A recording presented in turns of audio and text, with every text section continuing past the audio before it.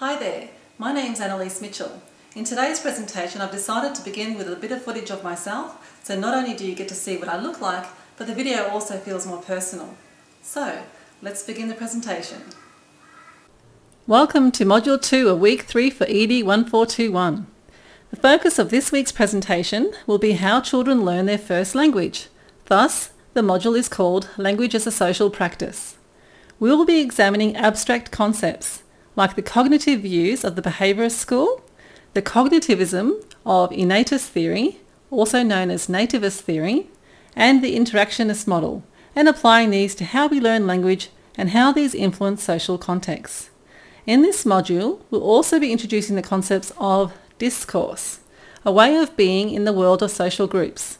This concept, discourse, is so influential because it sums up our very social being, our identity across a range of social groups. So to understand how we acquire language, we need to understand the dominant theories of language development and how they illustrate language acquisition. We will also need to examine how meaning is context-specific, depending on the situation, and this will enable us to understand the concept of discourse, which is a key concept of this subject. We will also acknowledge the relationship between language, ideology, and power, and identify ways in which participation in groups is based on these key concepts. So what is discourse and why is it so important to understand? Well, discourse is the specific ways of being in groups. For example, the way group members act, speak, dress, feel, think, and all the other things that make them feel comfortable in their group is known as a discourse. This means that because discourses have members, it also means that each discourse has insiders and outsiders.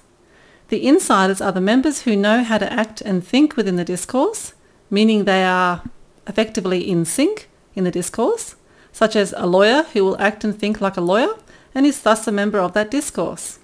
However, outsiders are those who have not acquired the knowledge and skills to operate within that discourse. They are in effect outsiders of that group, of the lawyer group, such as maybe a waitress of a restaurant. The waitress does not have to behave or think like a lawyer and is thus an outsider. What this example illustrates is that insiders of a discourse have power within that discourse, whereas outsiders of that discourse feel powerless. So with all this talk about discourse, it is essential to understand that there are differences within discourses. Some discourses are held together by very strong beliefs, values and ideologies, whereas others are not, such as members of church groups or political parties. Whereas discourses that are associated with sport or other social activities are less rigorous in their ideologies, but still are members of a discourse.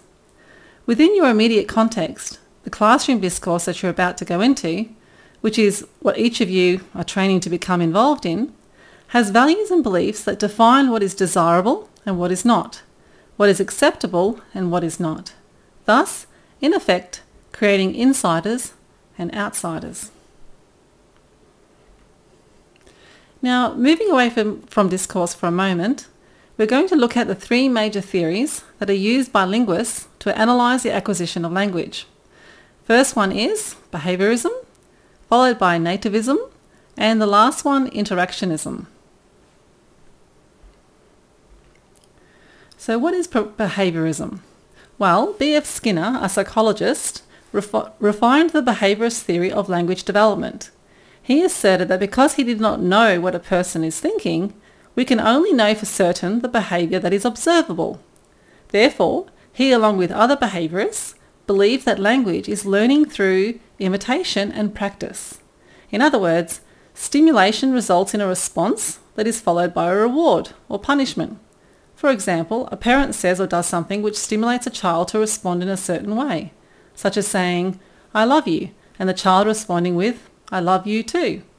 Therefore, the behaviourist school of thought argues that through a series of simulations, like the example I've just given, the child will learn the parent's language. Now, in contrast to behaviourist theory, Noam Chomsky, a linguist, developed the nativist theory, also known as innatist theory. This theory of language development focused on the innate or inbuilt ability that humans have to learn language. Nativists or innatists believe that humans are born with a strong need to learn language, such as learning how nouns, verbs and so on function to make meaning. In other words, children learn to apply knowledge of language in the social group into which they are born. So overall, the nativist theory focuses on how competence of language works and the innate knowledge of the brain to acquire this language. Now, after the development of the behaviourist and nativist theory, along came the interactionist school of thought that is associated with Bruner, Vygotsky, Halliday and Guy. These theorists focused on the socio-cultural context in which language is used and how it functions in that context. Interactionists examined the input the child receives from the caregiver to get clues how the child will develop their language. In other words, language acquisition is viewed as a social practice.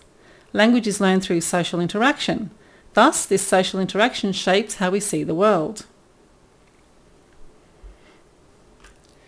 Now, it is interactionist theory that forms the basis of thought on language development in this subject.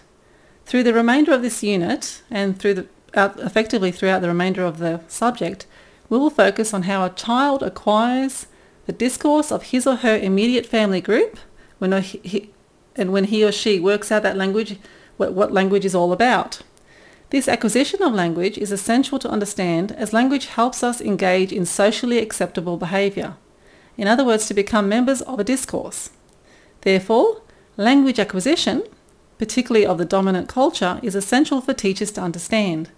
We need to understand that all language is embedded in social meaning, and all utterances, so basically anything we say, always has a purpose, that no one says anything for no reason.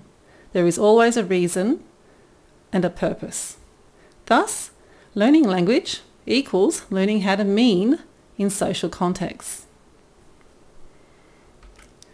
So, with all this focus on meaning and purpose, it is also essential to understand that all communication takes place in a context, in a specific situation involving particular people. Therefore, for this reason, each context requires different language that is context-specific. This means that the sender will produce and the receiver will interpret the message according to the context that they are in, and that some shared meaning occurs.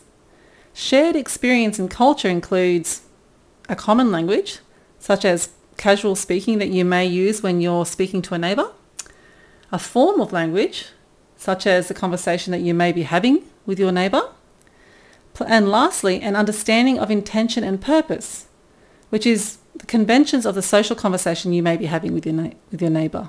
All these factors influence the context.